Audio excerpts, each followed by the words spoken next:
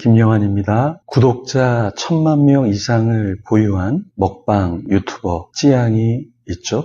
너무나 잘 알려진 인물입니다. 전 남자친구로부터 폭행, 갈취, 피해를 당한 것을 고백해 화제죠. 그런데 이런 고백 이후에 찌양에게 쏟아지는 관심이 많아져서 오히려 어려움을 겪고 있다고 합니다. 그나마 다행인 것은 찌양의 법률 대리인 김태현 변호사가 잘 이끌어주고 있다고 합니다. 찌양은 2024년 7월 11일 새벽 유튜브 라이브를 통해서 전 남자친구이자 전 소속사 대표로부터 수년 동안 폭행을 당했다, 이렇게 폭로를 했죠. 문제는 찌양의 과거를 알게 된 일부 유튜버가 이 사실을 돈벌이에 어떻게 활용할지 모의하는 정황이 담긴 녹취 파일을 유튜브 채널 가로세로 연구소가 공개를 했는데요. 김태현 변호사는 사건이 종결된 지 1년 이상 지났고 이걸 공개할 생각이 전혀 없었는데요. 그런데 사전에 어떤 협의 없이 유튜버 구제역 등의 녹음 파일이 공개됐고 찌양 측 입장은 반영되지 않았다고 했습니다. 그러다 보니 방송에서 추측했던 부분과 진실, 사실관계가 좀 다른 부분들이 있었다고 합니다.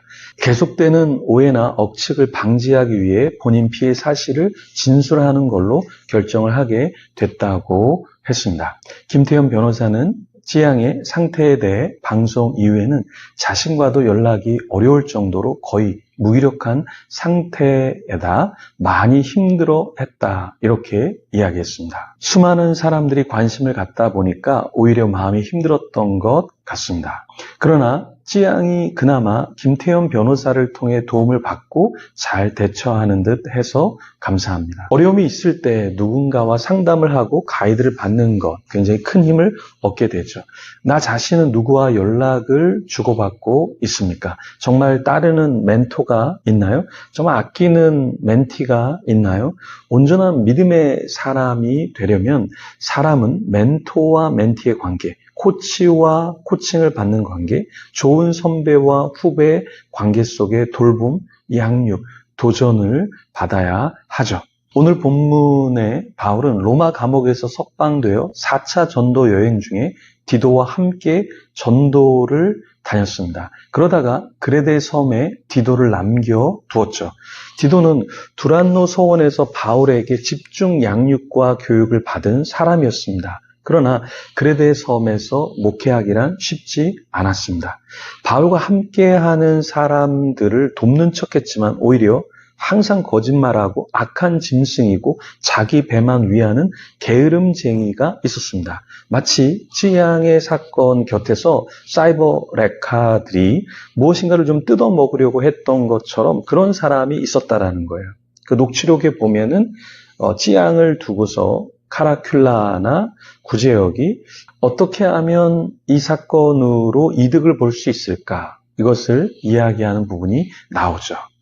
바울 역시 디도가 있는 곳에서 굉장히 수많은 종류의 사람이 있었음을 알고 있었습니다. 바울도 디도가 있는 곳에 착한 사람만 있지 않다라는 것을 알았죠. 그래서 바울은 펜을 들어서 이 디도서를 썼던 것입니다. 디도서 1장 1절에서 4절 말씀 같이 보겠습니다. 먼저 1절에서 3절 말씀 같이 읽겠습니다. 하나님의 종이요 예수 그리스도의 사도인 나 바울이 사도된 것은 하나님이 택하신 자들의 믿음과 경건함에 속한 진리의 지식과 영생의 소망을 위함이라. 이 영생은 거짓이 없으신 하나님이 영원 전부터 약속하신 것인데 자기 때에 자기의 말씀을 전도로 나타내셨으니 이 전도는 우리 구주 하나님이 명하신 대로 내게 맡기신 것이라. 바울은 자신을 어떻게 소개하고 있죠? 1절에 하나님의 종, 이렇게, 또 그리스도 예수의 사도라고 말하고 있습니다. 사도 바울은 왜 디도서를 기록했을까요? 1, 2절에 보면 하나님이 택하신 자들의 믿음과 경건에 속한 진리의 지식과 영생의 소망을 위함이다. 이렇게 이야기했습니다. 그렇다면 여기 영생은 어떤 것이죠? 거짓이 없으신 하나님이 영원 전부터 약속하신 것이다. 이렇게 말하고 있는데요. 하나님은 이 영생을 언제 그리고 무엇을 위해 나타내셨죠?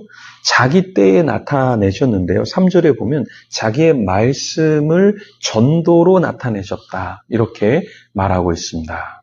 그러니까 하나님이 그냥 직접적으로 모든 사람에게 계시를 통해 나타내실 수도 있지만 하나님은 전도에 미련한 것을 통해서 사람들에게 하나님의 뜻을 나타내시죠. 그래서 우리는 계속해서 전도를 해야 되는 것입니다. 우리가 7월 마지막 주에도 포유라는 초청 예배를 드리게 되는데 왜 우리가 초청 예배를 드리죠? 전도에 미련하는 것을 통해서 사람들을 하나님께로 오게 하는 것이죠. 바울은 자신에게 무엇을 맡기셨다라고 3절에 이야기했나요?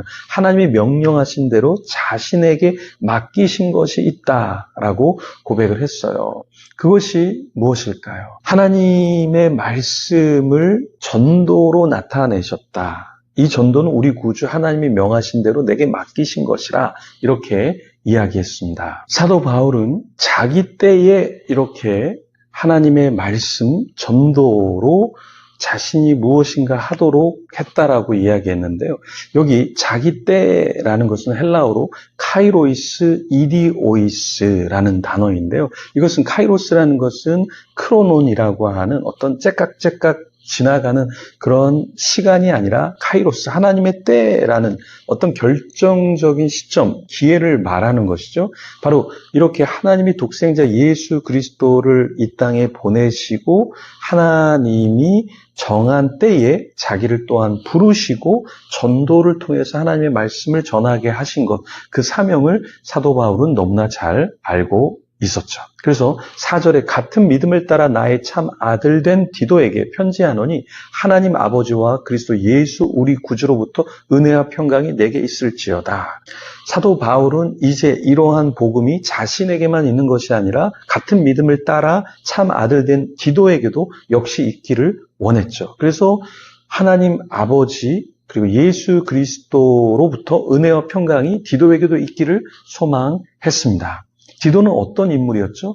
사도행전과 바울 서신서에 의하면 디도는 그리스도인으로 개종된 자였습니다. 바울은 예루살렘에서 디도가 보수주의자들에 의해 할례를 받으라고 요구받았을 때 디모데의 경우와는 달리 디도가 할례 받지 않도록 했어요. 그리고 디도는 고린도 교회와 관련된 일에서 바울에게 칭찬을 받았던 인물인데요. 왜 바울은 디모데에게는 할례를 받게 했는데 디도에게는 할례를 받지 않게 했을까요? 디도는 어떤 인물이었냐면 고린도 교회와 관련된 일에서 바울에게 칭찬을 받았던 자였습니다. 그러니까 디도에게는 할례를 받지 않아도 괜찮아. 그런데 너는 충분히 하나님의 사람으로 인정받을 수 있어. 이러한 믿음이 디도에게 있었던 것이죠. 그리고 디도는 특히 유대의 가난한 그리스도인들을 위해서 헌금 모으는 일을 맡아서 바울의 대리인으로 고린도 교회에 파견도 됐습니다. 그러니까 디도는 디모데가 하던 일을 대신했고요. 또 바울에게도 충분히 인정을 받았습니다. 디모데 후서 4장 10절에 보면 디도는 달마디아에서 선교도 감당했고요. 게다가 디도에게 보낸 바울의 편지는 디도가 바울의 대리자로 그레데 섬에서 열심히 사도의 직분을 감당했던 것을 암시해주고 있습니다. 그러니까 이 디도라는 인물이 굉장히 바울에게 있어서 중요한 사람이었고 후계자였고 충실히 그 임무를 감당하는 사람이었다라는 것이죠. 자, 그렇다면 바울은 디도에게 무엇이 있기를 소망했죠? 아까 말씀드린 대로 하나님 아버지 그리스도 예수 구주로부터 은혜와 평강이 있기를 소망했습니다. 그러니까 어떤 사람이 사도의 직분을 잘 감당하느냐? 능력이 있고 부한 자가 아니라 오히려 하나님 아버지의 은혜, 평강이 있어야 한다라는 것이죠. 저에게도 여러분에게도 이 은혜와 평강이 있기를 소망합니다. 그래서 세상이 어떻게 돌아가든 나에게 어떠한 때로 손가락질을 하던 주님이 부르신 그 자리로 나아가서 끝까지 그 사명을 감당하는 저와 여러분이 되기를 소망합니다. 이 시간에 같이 눈을 감고 기도하며 그런 자가 되도록 함께 기도하며 나아가겠습니다.